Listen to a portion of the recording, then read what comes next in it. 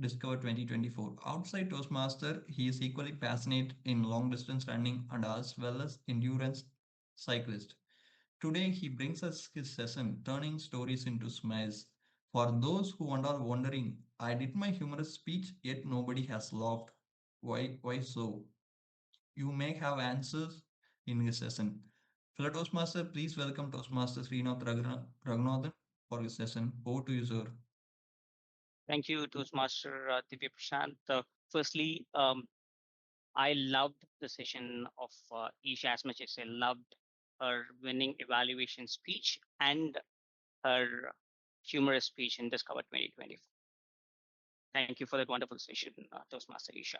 A very good evening, Toastmasters, and thank you, Division H Director Toastmaster Chigan, for giving this opportunity. I'm not sure if you are here in this um, meeting.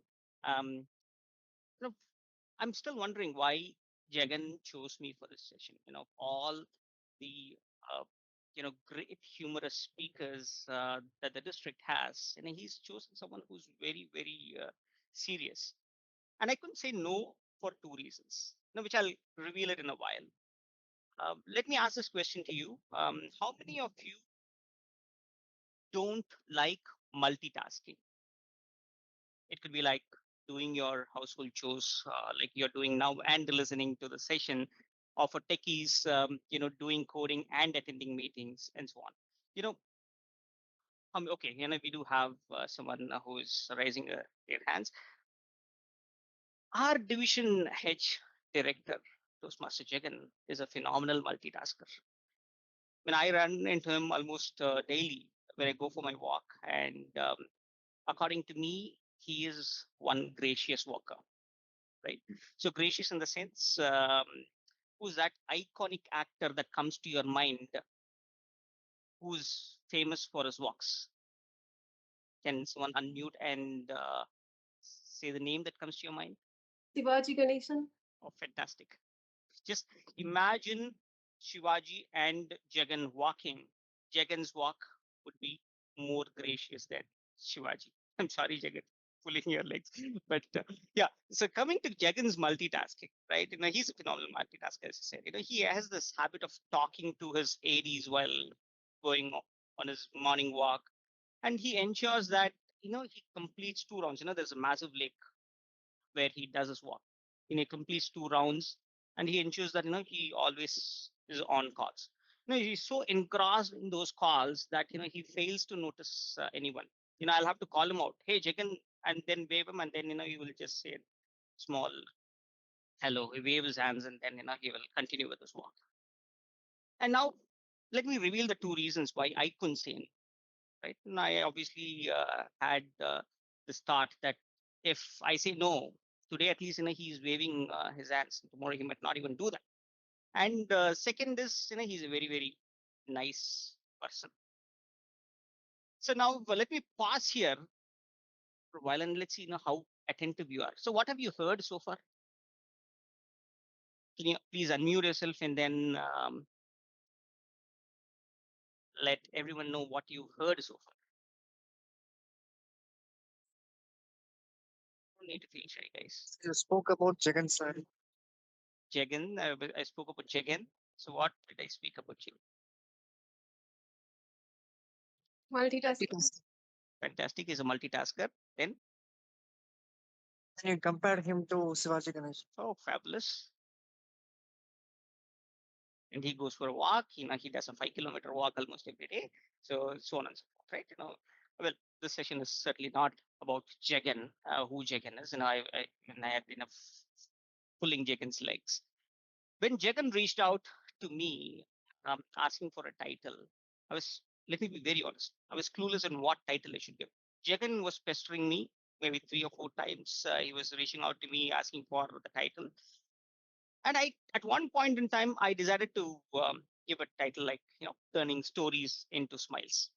After giving this, I was going through the plethora of flyers that are bombarded in the WhatsApp group, right? And of course, I also bombard you guys with several flyers from the district.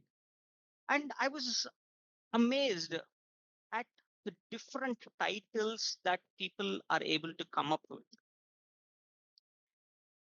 and I was not able to do that. But eventually, I gave something, right? I'll come back to this title in a while, and I understand that this is the contest season, and I'm pretty sure a few of the club level contests would have been completed, and most of you would have participated in that, and others waiting for their contest.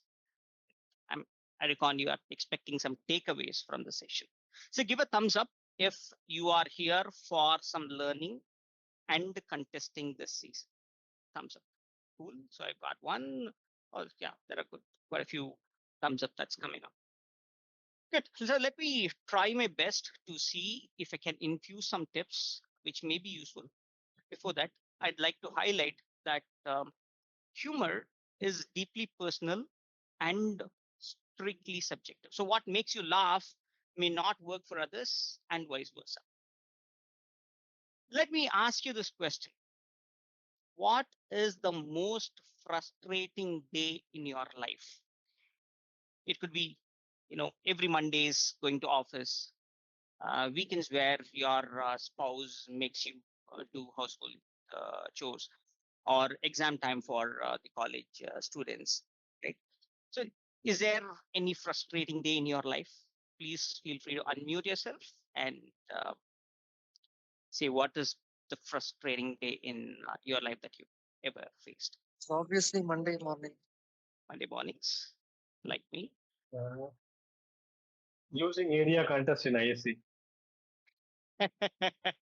All right.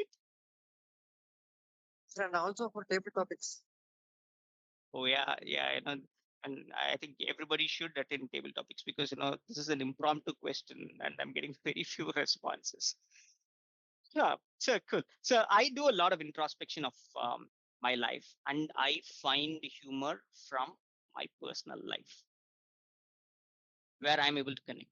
Right? I cannot generate humor when the story is someone else or the story that I've read on WhatsApp or over the internet. So I decided that my speech would be on my wedding night, not someone else, right? And it's my own wedding night. But for that, for me, that was the most frustrating day, or probably the most frustrating night. Why it was frustrating? Because it didn't happen. So that's a different story. So I'm not getting there. So now when I look back and recollect those incidents on my wedding night, I found it amusing. Thanks to Toastmasters, I was able to carve out a speech surrounding that incident. So coming back to the title that I was talking about, it is very important to have an intriguing title which grabs the attention of the audience. For me, the initial title that I had was Wedding Night. Right? And when the contest master read out the title Wedding Night, everybody was gasping and I could hear murmurs around the room, which is when I realized that I should probably be having a captivating title. And for the district contest, I decided to keep the title as My Family, Ralph Smedley, Ruby, and Tommy Gave Me a Memorable Wedding Night. Now, that was lengthy. The contest master was kind of saying the title for more than 45 seconds, right? But when the audience listened to this title, they found it amusing. And at the same time, it made them curious because I did mention Ralph Smedley and Ruby and Tom. What has Ralph Smedley got to do with making my wedding night more memorable? And who is this Ruby and Tommy, right? So it is very important that you captivate the audience with a very catchy title. The second most important thing that I had in my mind was to induce humor in the first 30 to 45 seconds of my speech. Why I found it very important was if you're not going to induce that humor, audience may start losing interest and they'll be looking into their mobile phones. And it is going to be difficult to capture the attention of the audience after that. So it is very important that I had to make them laugh or induce a humor in the first 30 to 45 seconds. So what did I do? I said, wedding night, Suhagrat, Pelli Ratri, Adhiratri, Mudalaravu, different names in different languages. But I posted a question to the audience. Like, can you think of that one thing associated with wedding night that has never changed? So I paused for a while and then said, stop. It's not what you think. I was referring to the rituals that are performed before the wedding night. And then another pause. I said, I liked the thought that flashed across your mind, right? So then that invoked laughter in the audience. And so which is very important, right? You need to kind of crack that humor within the first 30 to 45 seconds of your speech. The second thing, or rather the third thing that you'll have to ensure is structure your speech. So don't have multiple stories which are not coherent. So you may be humorous while delivering an incoherent speech, but remember, you are judged based on a ballot. The speech development in the judge's ballot carries that valuable 15 points. So in my case, I just had one story, which is on my wedding night, and I wove multiple incidents oriented around the main story. So which probably worked. Fourth point that you will have to keep in mind while crafting a speech is the characterization that you bring in, right? So give life to the characters. Don't narrate stories in your speech as a third person, right? Live the characters and try to differentiate each character in their voice and body language. So that's where you'll be able to score. For example, in my speech, I had a person who comes for the lighting decoration. I had my grandfather, my wife, a flower vendor, Ruby and Tommy, obviously, right? Who are my pet dogs. So I was able to kind of give importance to each of these characters, um, bring those characters to life. So it is very important that you have your the characterization is going to be important and give life to the characters. The next point that you can consider as timing and delivery. So that's something which is very, very important as well, right? So pause for the effect. When you crack a humor, you give the audience the time to react to your jokes. So this is something which I learned from distinguished Toastmaster Satya Jayaraman. So he came to me and said after my division contest, Srinath, you need to kind of stop, give the audience the respect, because they are laughing for the jokes that you are narrating. So pause for a while and then continue. So that's something which was a takeaway for me. And in the district, I ensured that I gave all the pauses for the audience to react.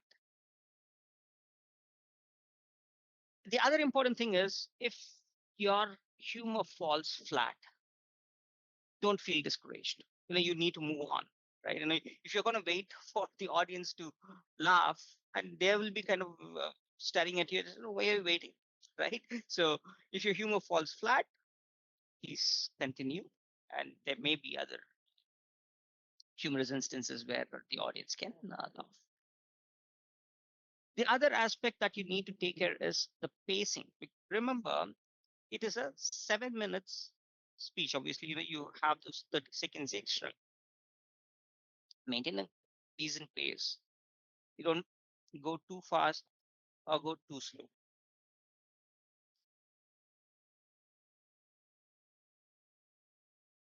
So that's something which is going to be very important. And the other aspect when it comes to this timing and delivery is the expression and body language. Usage of facial expressions, hand gestures, movement on the stage enhances your humor. So, folks who had seen the winning speech in 2024, Discover 2024, this is about a person traveling in a bus. The bus which is not in a proper condition. The speaker, Gajesh Nagesh, enacted as though his body was shaking along with the bus. So which is and he carried that for more than 3 minutes, I would say, which is phenomenal. So body language is definitely important, and that should complement your speech. You can also look at using exaggerations in your speech. Exaggerations along with facial expressions works big time. And I didn't use any exaggerations in my speech, but I've seen people exaggerating in their speech. Let's say, for example, and I do remember one speech where the speaker said, uh, it goes like this, right? And he was kind of ill, and he went to the doctor, and there was a huge crowd out there, right? So he exaggerated it in such a way that he said the wait time was so long that my illness got cured automatically, something like that, right? So that's exaggeration. So you can use exaggeration, and that's something which works well in humorous speeches. The other thing that you can look at is incorporating unexpected twists or surprise elements. So when the audience think that your speech is done, come up with that surprise element. So in my speech, it ended like my wife kicked me along with my pets out of the room, and the wedding night didn't happen. So when folks thought that it was the end of my speech, then I came with the surprise element of after a few weeks, I got to know that Ruby was pregnant, right? And then so I had a small story around a 30-second story around that. That's a twist. That's a surprise element, right? Which audience wouldn't be expecting. So you can try using those surprise elements as well. Self-deprecation is something which works very well when it comes to humorous speeches, right? Like playing a victim gives you those brownie points, right? When compared to you bashing your spouse or berating someone else, right? So self-deprecation always works. In my case, right, and I played the victim, right?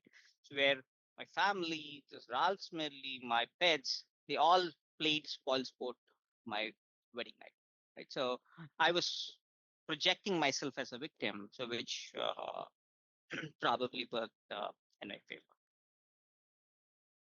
So lastly, I would like to leave with this message that enjoy being in the limelight. Be it the club level, area level, division level, or district, right? Enjoy being the limelight. It is a must that you enjoy your speech and basking in the limelight. Enjoy those butterflies in the stomach, right? Trust me, these butterflies will fly away after you utter the first word. But for that, you need to be well prepared. Have a bound script, but you need not memorize every uh, punctuation or a preposition or an interjection in your script. Just have those high level points and talk to those points. Which is what I did, right? And of course, I did have a bound script, but I didn't kind of memorize every single line in it, because what happens is when you get stuck, right? You go with the flow. The audience start laughing. You have to pause. All of a sudden, you feel like, where did I stop? Right now, this has happened to me. So it's just very important why you shouldn't be memorizing this.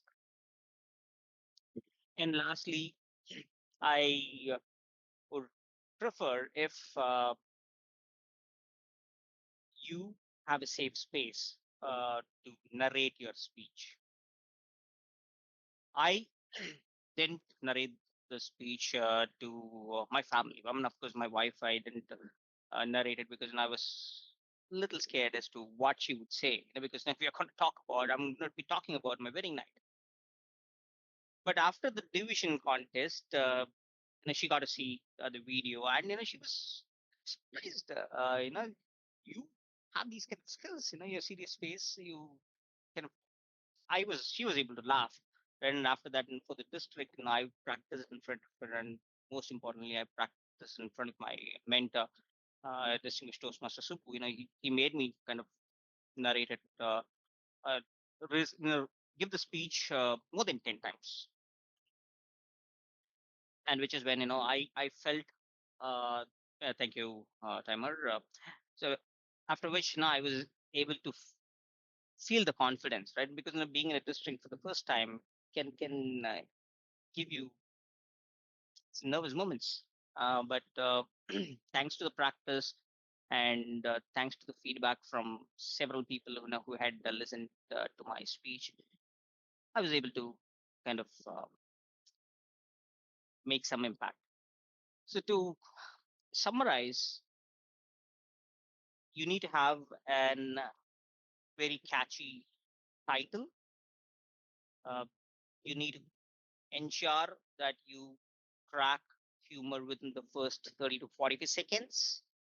Structure your speech. Try to have one single story, and you can have multiple anecdotes within the story. But you cannot have multiple stories which are completely incoherent.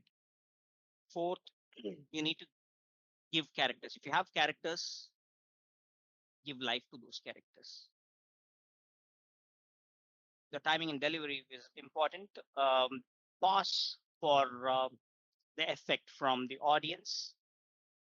Pace your speech in such a way that it is not too fast or too slow.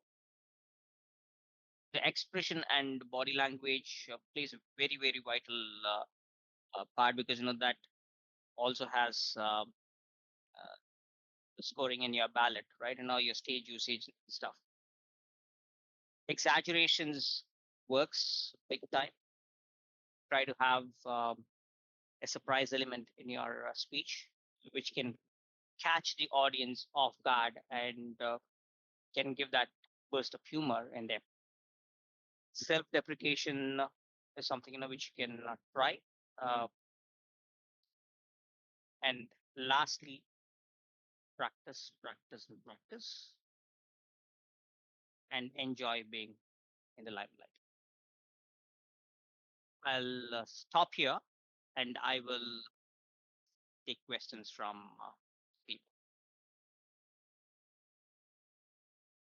people. Asked us to live the characters on the stage instead of just narrating the incident. What if the script demands?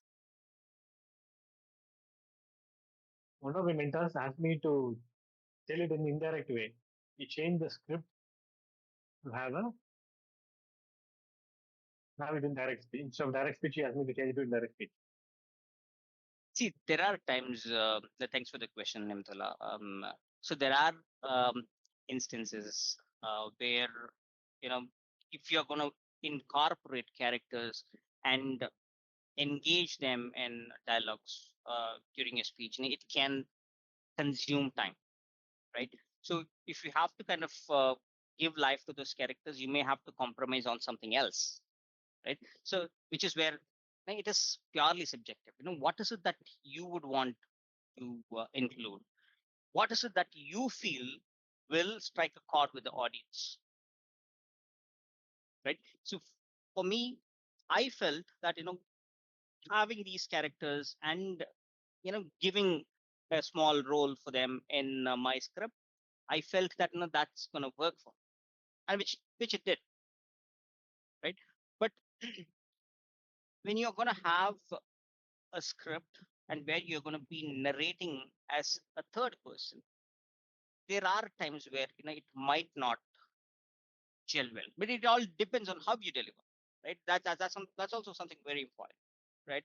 If the way you deliver strikes a chord with the audience, then you're a winner. But if it does not, your humor is going to fall.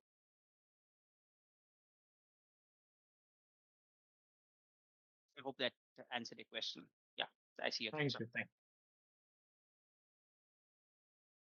I see some question. Okay, Sujam Ramesh, when we are delivering the speech, sometimes audience will not laugh to jokes. We may think that was a good joke. Fantastic. Now, which is what I also said. So there have been, I think it was at the area level. I mean, I use the same script across club to district with modifications in every stage. So there are instances where I feel that this is going to work well because for me or for anyone, right? You have to feel the confidence. If you are you able to laugh at your humor? There have been instances where you feel that this is the best, this is the punchline that I have. The entire auditorium is going to erupt, is what you might think, but it may end flat. But these are instances where you will have to move on. You have to move on very quickly, right? And if you're going to wait for the audience to laugh, then you're wasting those precious seconds, right? So if the audience is not laughing, move on, right? And it's going to take time, right? Time for sure, because I've kind of faced it myself. It has been embarrassing as well. I was saying, what, I've narrated a joke, please laugh, right? So I used to kind of be like that, but nobody would even smile, right? So it takes a while for you to kind of overcome that. And as with practice, as you kind of climb stages, deliver your speeches, and you find these rejections, you will move on. But that's also going to be a great learning as introspect. You kind of do an introspection of what went wrong and try to correct those mistakes. I hope I've answered your question, Sijam.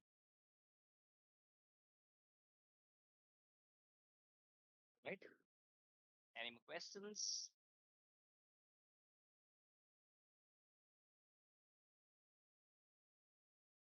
Not. Thank you for being a wonderful audience. Back to Divya Prashant. All right, I do see some question. When we practice so many times, we're automatically memorizing. True, true. So the thing is, uh, you see when you write your script, right? Or when you don't write it, you probably put it in a Word document. You when you kind of document your script, in a way, it kind of subconsciously gets into your mind that okay, this is how the construct is going to be. This is going to be my opening. This is where I transition to the body, and I'm going to have these anecdotes into it, and finally the uh, the closure.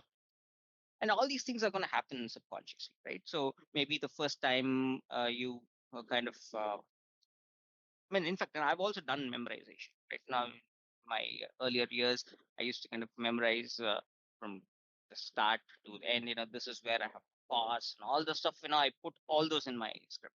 But that there is a flip side to it, right? Let's say, for example, when there is an interaction with the audience, and or when the audience reacts to your speech, when you kind of pass, you bask in the glory of the applause that you get, right? But what happens is that point in time, there is a possibility that your mind kind of slips a bit, and you're left wondering as to what your next line will have to be.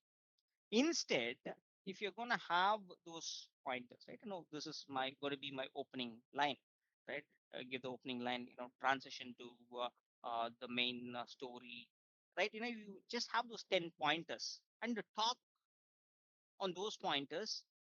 Then, every time you talk, right, you will feel that there are times where you're kind of changing your script, but over a point in time, you get to a point where you speak the same. How many ever times you recite or narrate the same speech. Hope I've answered the question. That was complete.